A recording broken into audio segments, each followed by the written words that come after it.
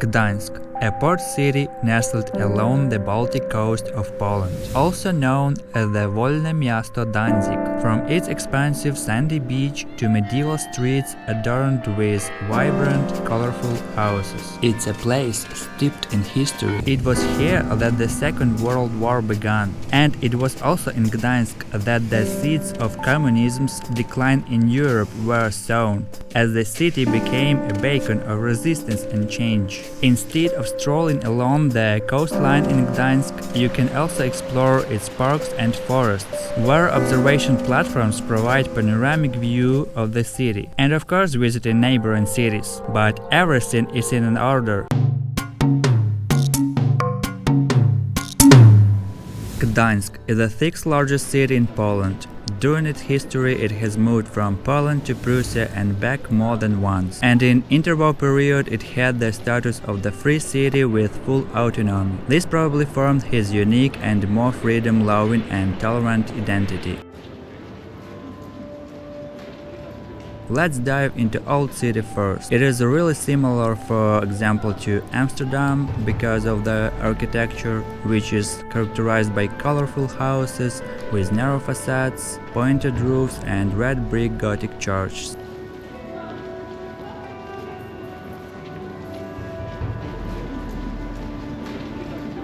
However, during the Second World War, the city was almost completely destroyed. 80% of what you see now were ruins. But now it is an example of the fact that it is possible to restore a completely destroyed city. They restored the medieval version of that.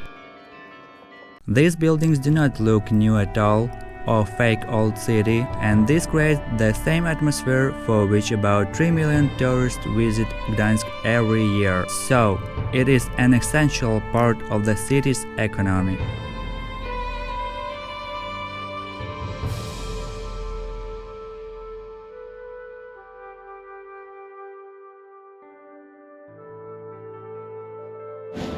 Probably the most atmospheric street in Gdansk, Mariacka Street. It was also destroyed during the war, but it seems to have been fully restored to its original appearance.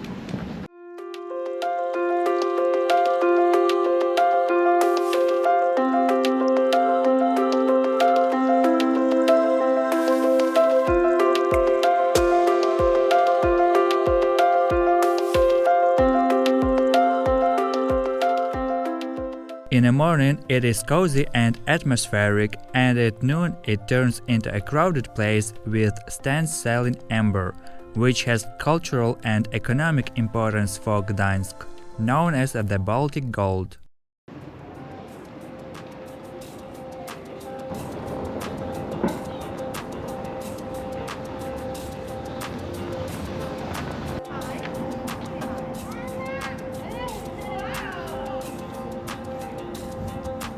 Perhaps the best view of the old town is from the St. Mary Church.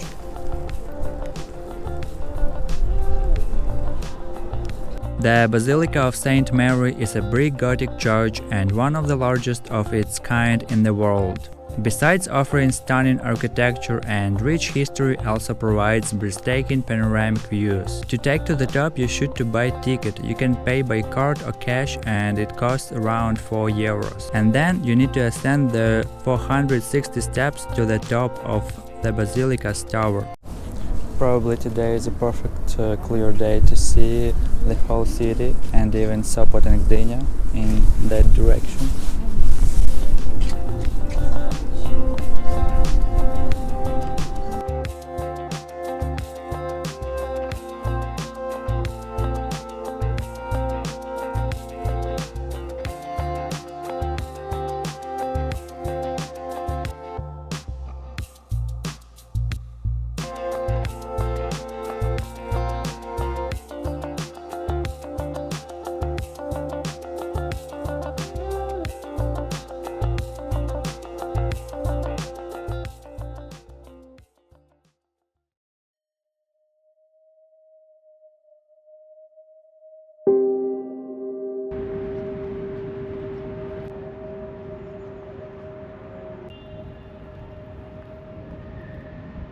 It was here in Gdansk that the wave of labor protest began in 1980, and probably the first successful wave of protests.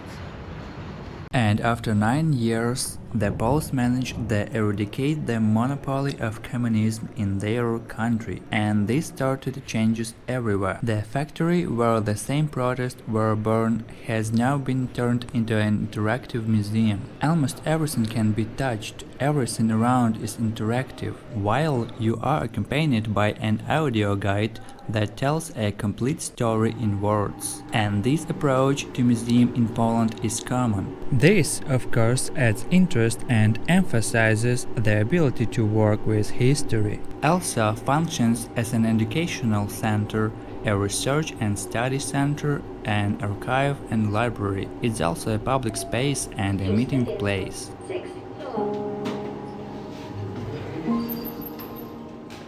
There is also observation deck on the top floor.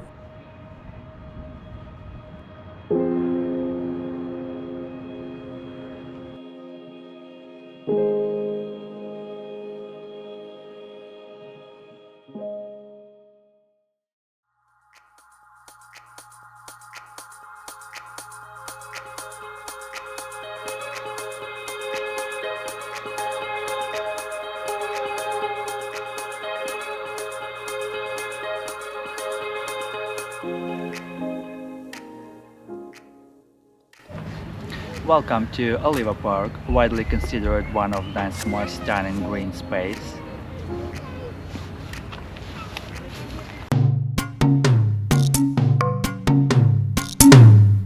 While the vibrant colors of summer haven't arrived yet, the park's inherent beauty transcends the seasons.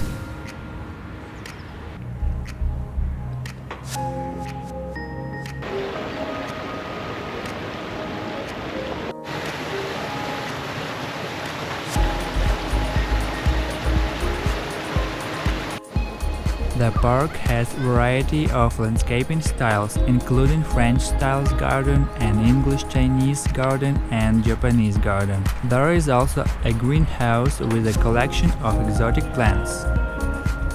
The park is also home to the Abbot's Palace, a former Cistercian monastery that now houses a museum.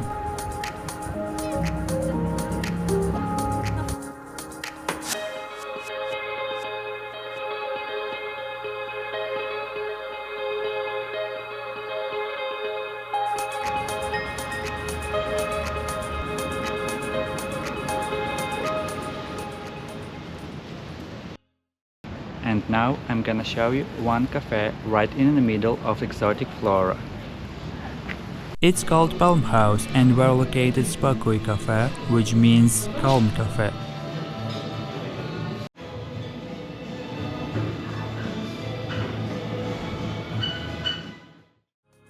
Leaving the cozy cafe behind, we now enter a plant-lined corridor. This serves as a delightful passageway leading to an even more exotic greenhouse.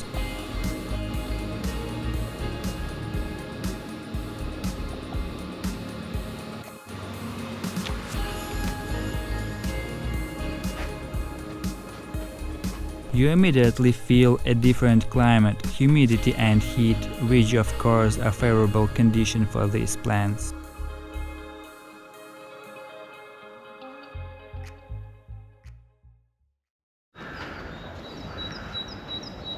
We are heading to Pachołek hill, which boasts the highest observation point in Gdansk. There are a few ways to reach the observation deck, with one staircase, but I choose the path through the forest.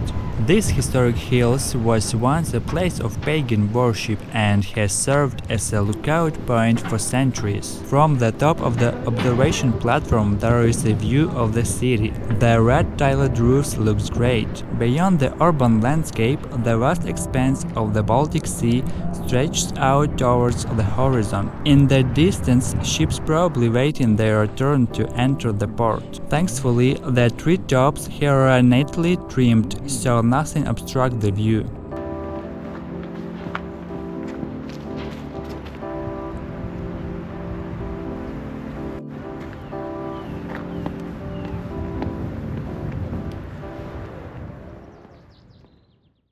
I think you've heard that the Tree City, also known as Trójmiasto in Polish, refers to a metropolitan area in northern Poland consisting of three major cities: Gdansk, Sopot and Gdynia. These three cities are forming a continuous urban agglomeration with a combined population of over 1 million people. If you really like walking, you can get to the Sopot right along the coast, but as coastline and beach line are pretty long, it takes 1 hour. It's around 5 kilometers, or around 15 minutes by train. A scam train runs very frequently, as often as every 10 or 15 minutes. Tickets can be bought from ticket machine, which can be found on most platform and have instruction in English, or in application like Jak dojadę.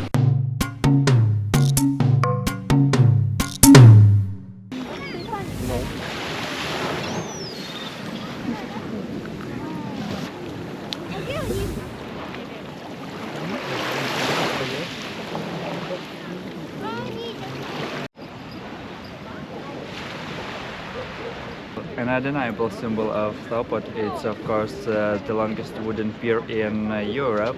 It's a Sunday today and pretty good weather, so overcrowded over here.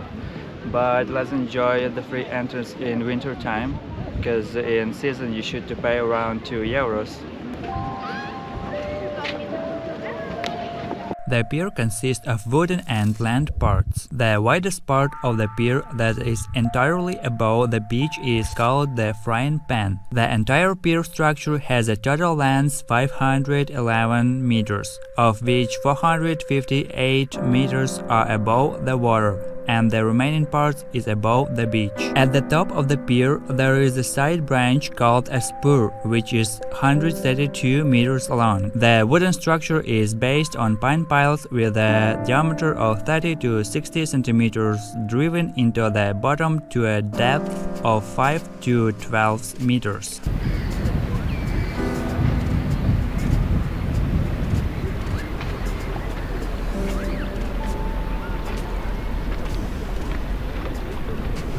Land part is a square where is a historical fountain, a bench shell, a lighthouse with a viewpoint, and stand with amber and souvenirs from Sopot.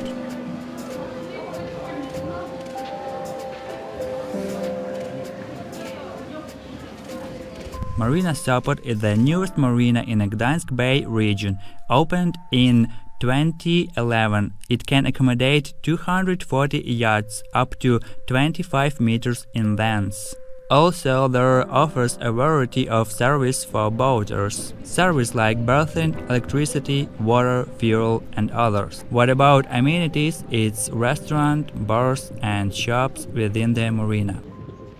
Also, if you have the necessary boating qualification and experience, you can rent a boat without a captain or skippered charter. This is a safer and more relaxing option, especially if you are new to boating. You will have a captain experienced in navigation the Baltic Sea who can take care of everything for you. And also many companies offers boat tours. The pier has transformation and served various purposes. One of them, there was a temporary airport for seaplanes here.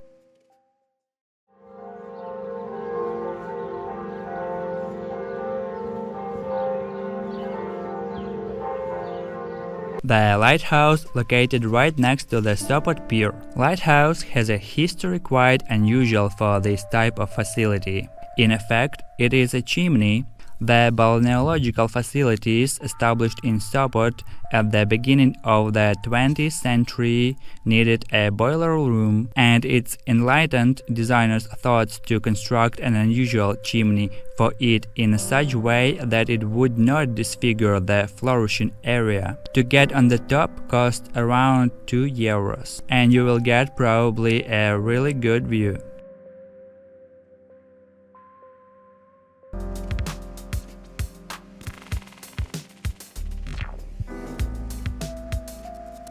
And directly to the next city, Gdynia, you can also reach by coastline, and it's around 4 to 5 kilometers.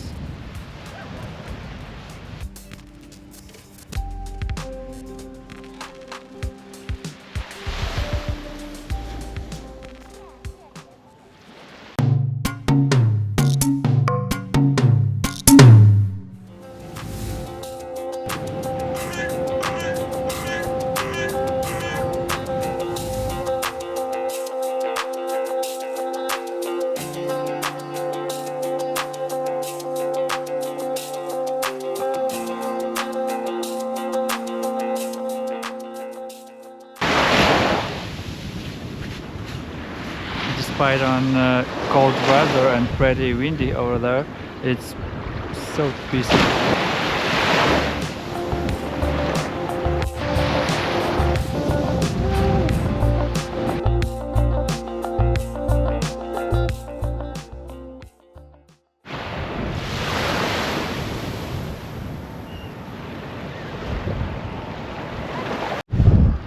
Now Orłowo Pier in Gdynia. Before that, there were two more piers. The first was actually built during World War I and was 115 meters. 5 years later, it was rebuilt and extended to 430 meters, so that it could also serve as a haven for coastal shipping vessels. After World War II, the pier was destroyed in a storm and reduced it to a present length, 180 meters.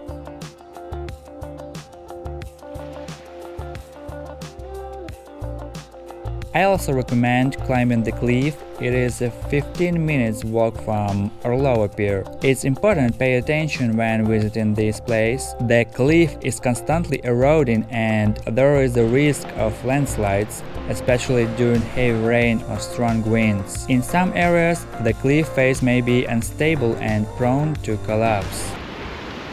It's a really beautiful pass above the cliff and so stunning view.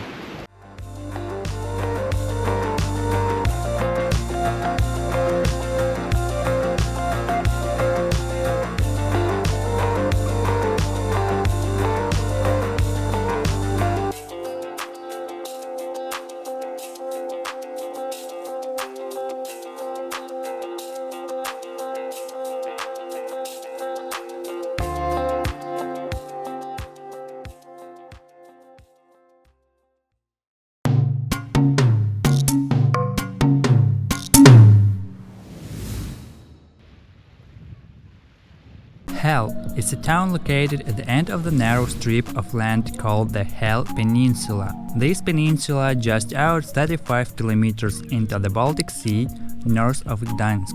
It's a popular summer destination known for its beauty beaches and sand dunes. The constant sea breezes make it prime location for water sports, swimming and sunbathing.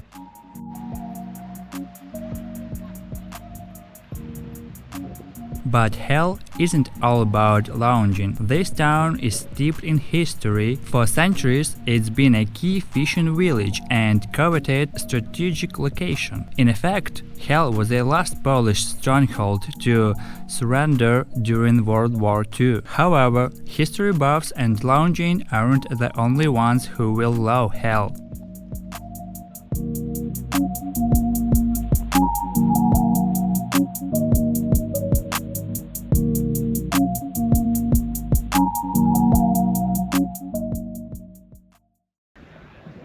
There is a long walking area along the coast, and if you come to HEL, I recommend to take a walk here.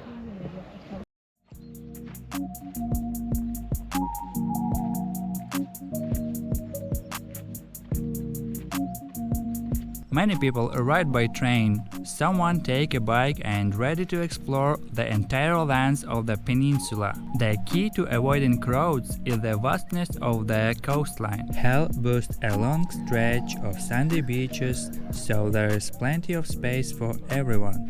The further you venture from the town center, the fewer people you will encounter. This makes it easy to find your own peaceful beach haven, even on busy weekends. And if you are lucky enough, you might even spot some adorable seals lounging on the shore of the open sea side. And there is also a special center, Fokarium.